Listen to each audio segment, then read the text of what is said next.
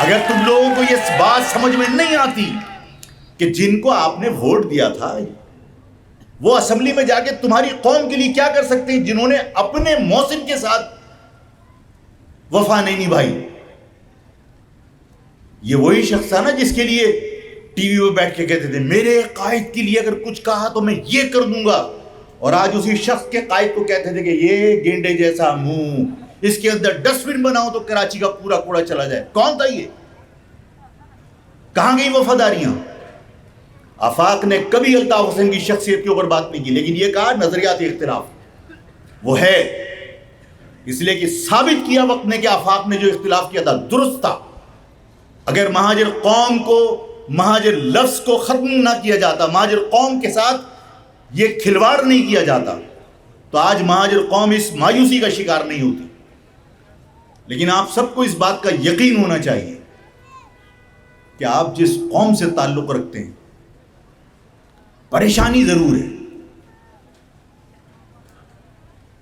ہمارے ساتھ ہونے والی زیادتیاں بڑھی ضرور ہیں، ان میں اضافہ ضرور ہوا ہے، لیکن کہیں ایسا نہیں ہے کہ مہاجر قوم اس نے کہیں غلامی تسلیم کرنے کا ارادہ کر لیا ہو.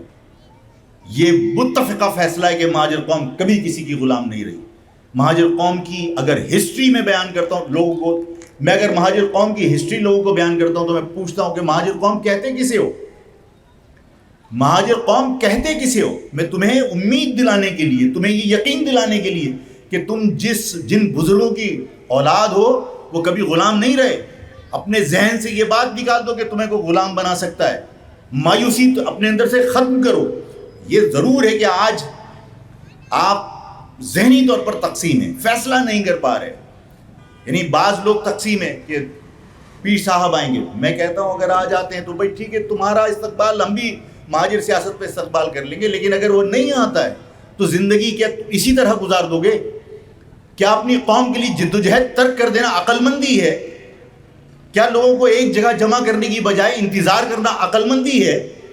اور جو لوگ تمہارے ساتھ یہاں پر کھلواڑ کرتے رہے، مہاجر نام پر جا کر اسمبلیوں کے اندر کوٹا سسٹم کے سائن کر کے آ گئے، مردم شماری پر سائن کر کے آ گئے، انہوں نے ہمیشہ غیر مہاجروں کو سپورٹ کی. یہاں پر آپ ان کے ساتھ منسلک ہو کر کیا وقت ضائع کرنا چاہتے ہو؟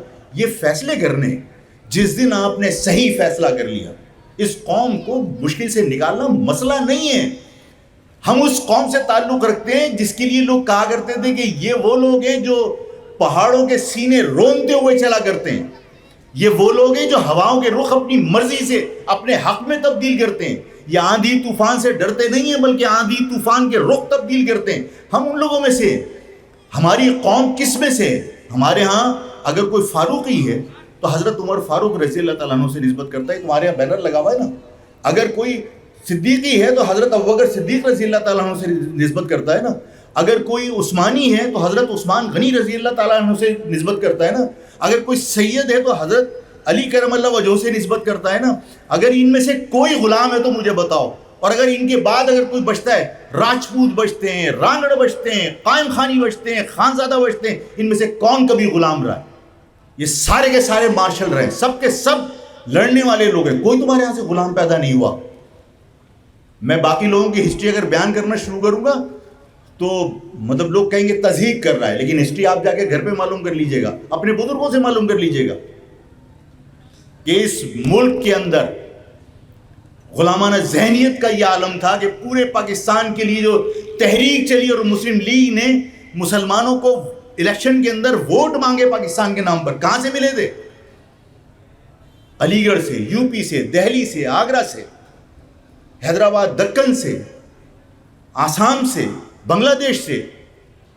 پنجاب سے ایک سیٹ ملی تھی نیشنل اسمبلی کی مسلم لیگ کو. پاکستان بنانے کے لیے بھی کسی نے ووٹ نہیں دیا تھا تمہارے. سب کے سب کی ذہنیت کا عالم یہ تھا.